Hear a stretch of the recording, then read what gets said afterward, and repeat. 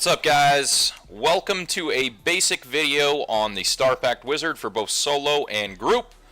If you look at last season's leaderboards, hold on, let me go to season, there we go. Let's go to season 13. You can see me there at rank 21. I do not use macro, turbo HUD, any of that bullshit. So this is legit, also no botting, any of that.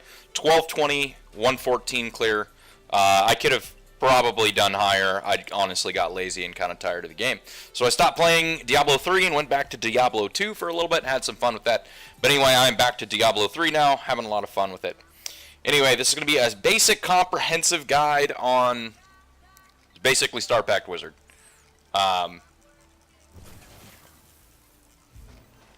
But anyway, so this is an off-season account. This is not seasonal. I'm only like 1100 Paragon this season. I haven't really played much. But anyway, let's get into it. One of the main things that people have problems with is not understanding how the actual rotation of Starpact works. No, you do not need to play with a macro to be efficient with Starpact. I'm sorry, you don't. Anybody who tells you that you need to, it's full of shit. Yes, of course, it's the most efficient way. You're going to sometimes miss 2 meteors in your arcane cycle, but I would say it's better to just do it without a macro. Honestly, it's a lot more fun to do it without a macro. Let's be honest here. But anyway, so the basic rotation is, and the reason why this build works the way it does is because of your Death Wish and your Etched Sigil. If you read both of the gold texts on this while channeling, key point here, while channeling, see, this one says while channeling, you gain a shit ton of damage, right? So the problem that people are having when they're not getting any damage out of Starpact is because they're not channeling while their meteor's falling. But you ask, wow, well, Snugs, when you drop your meteor, it gets rid of all your arcane power, so how are you supposed to channel? That's the tricky part about this build, and that's why most people use a macro. When you drop your meteor, electrocute, channel. You have to do it quickly. You have to electrocute, channel while the meteor is falling. That's the tricky part, right? So you electrocute, drop meteor, electrocute, channel. So we're going to wait for our arcane cycle to come up here. So it's going to be electricity next. You want to start dropping now. Start electrocuting again, drop another meteor. That was a little bit late, but the point is still the same. We'll do it one more time, just so we see if we can get it correct. Drop now. Electrocute, electrocute, electrocute, electrocute, drop. Boom, there's 2 meteors within arcane cycle. Not so hard, is it? When you're on the run, when you're fighting mobs, yes, it's a little bit harder, but you do not need a macro. Okay, it's not required to have a macro. Anybody who tells you to do it, it's not true. But anyway, so the difference between the 2 builds, if you're going to be in solo versus team play, the gear is actually identical aside from 1 gem. You're going to swap your Mutilation Guard out for a Bane of the Stricken to help with the Rift Guardian, of course. Other than that, you change literally 1 skill, which is you drop arcane, what's it called? Wave of Force. You're going to drop Wave of Force for teleport, right? You need the mobility. And you're also going to drop out, where is it?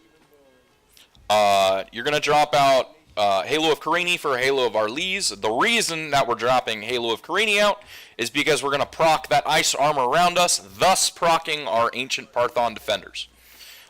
We are basically creating what the Cyclone Strike of the Monk does on our own.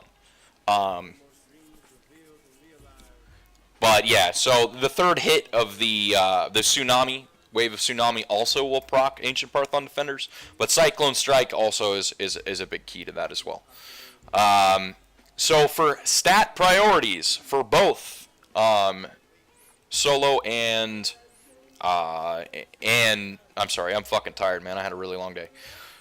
For both multiplayer and solo, is going to be on the gloves, intelligence, crit, area damage. Intelligence, vitality, 10 or 15% vitality and area damage. On the helm, crit, meteor damage, intelligence. I actually have a better one here. I just haven't augmented yet. That's a sick helm right there, though. For chest, vitality. You do not want all res, actually.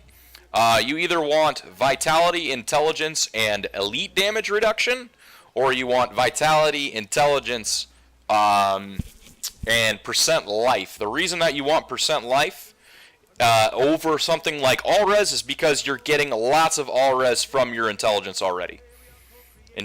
Increase resistances by 2,600 points. Therefore, you do not really want all res on your pieces of gear. That was a screw up I made earlier in this build. So don't do that. Do intelligence, vitality, or percent life, or intelligence, vitality, minus elite damage reduction. This is the build that makes basically everything work. You want a 12. You don't want an 11. It rolls 9 to 12. It works good enough. This is a particularly good one. Vitality, life, armor, intelligence. It's got literally everything that I want on it. So that's why I'm rocking it. And I don't have a problem with the 11. Excuse me. And when you swap to solo, you're also going to take out electricity for magic missile. The reason for this is 2 reasons. 1, you have more range. And 2, it stacks stricken on the boss faster. So that's one thing to take into account. On pants, you want intelligence, vitality, armor. On boots, you want intelligence, vitality, armor, meteor damage. Ring, you want intelligence, crit, area damage. That's for compass rose.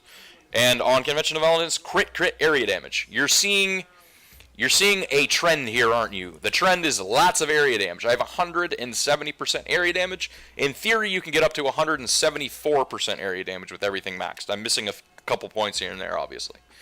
For your weapon, you want intelligence, area damage, 10% damage, and then damage roll.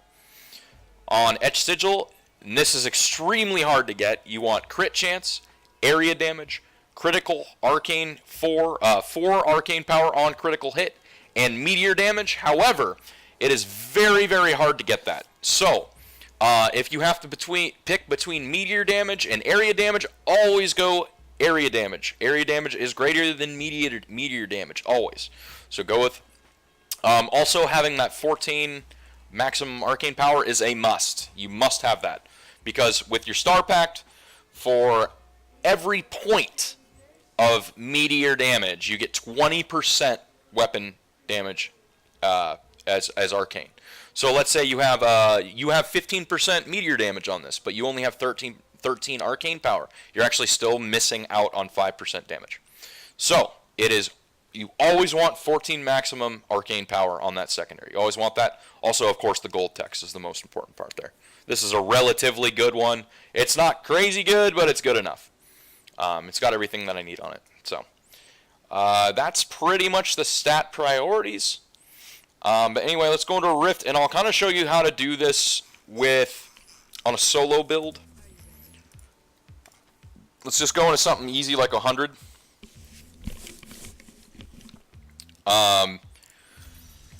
With your Ancient Parthon Defenders, that's how you survive. That and Ice Armor, right? You survive with that. Getting your stacks on elites. So I can stand in this. Look, Mom, no hands. And notice how my health bar barely moves at all right now. See how it's starting to move more and more? See how I'm taking damage way faster now? The reason is because you're getting diminishing returns.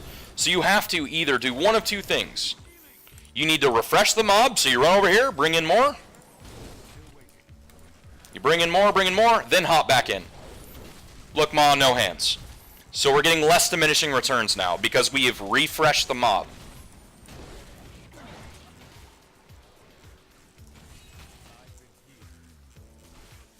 That's how that works, ladies and gentlemen. You need to refresh the mob because of diminishing returns on your Ancient Parthon Defenders.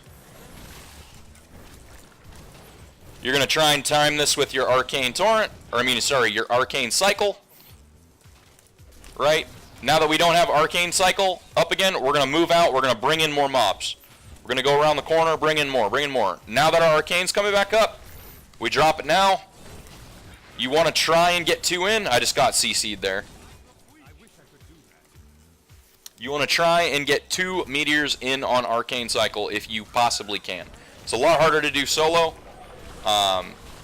See how I come back in during each time I have an Arcane Cycle, though? See how I come back in? You want to do that during your Arcane Cycle. The rest of the time, you're scouting, you're refreshing mobs. This isn't a particularly good map to showcase this on.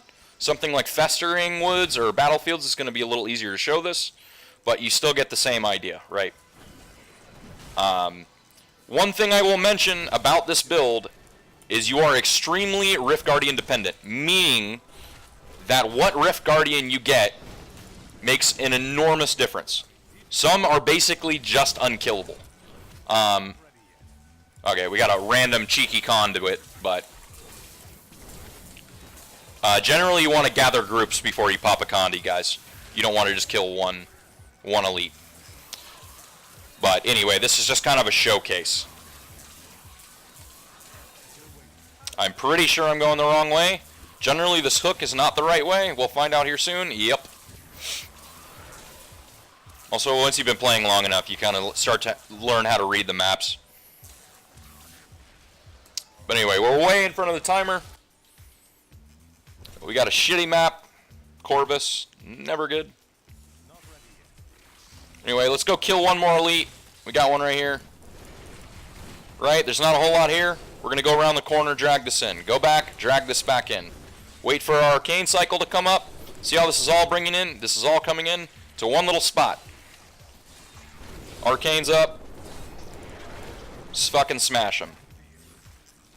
This is without macro, boys. You do not need this. You do not need macro. Whoever tells you need macro, they're fucking wrong. It's actually kind of pathetic how people are so dependent on macro. Learn how to play the game.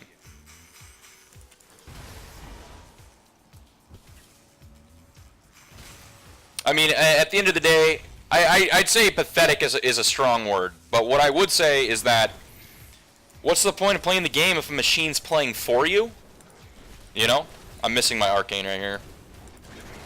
Ah, we got it anyway. He's gonna die here. Or I'll just get knocked in. That works too. Anyway. Easy peasy, a lemon, a squeezy. So again, you're gonna electrocute, drop meteor, electrocute channel. We got our Arcane Cycle coming up. Here we go. Look at that. So easy. 2 meteors in, no macro. It's crazy. Anyway, you get the idea, guys. But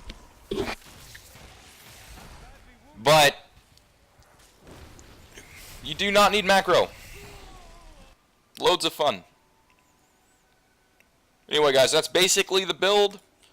When you're working in a team atmosphere, it's a lot different than solo. But a lot of people have trouble soloing on Starpact. They don't understand how you survive at all.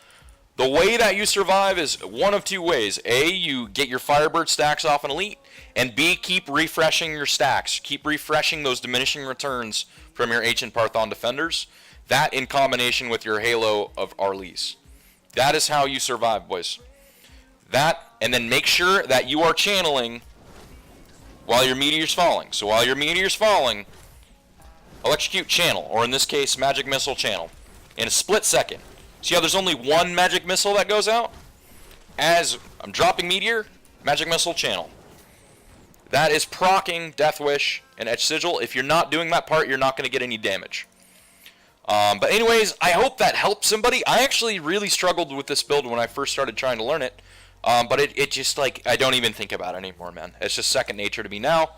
But I really hope that helps somebody. I know there's lots of people out there that struggle with trying to figure out why they're not getting any damage out of this build. They see other people play and they're like, holy shit, dude, that is insane damage. It's probably because you're not channeling as your meteor's dropping. You're not doing that quick electrocute channel or quick magic missile channel. So anyway, I hope that helped, guys. Leave a thumbs up if you enjoyed the video. But until then, man, you guys have a great night. Peace out, dudes.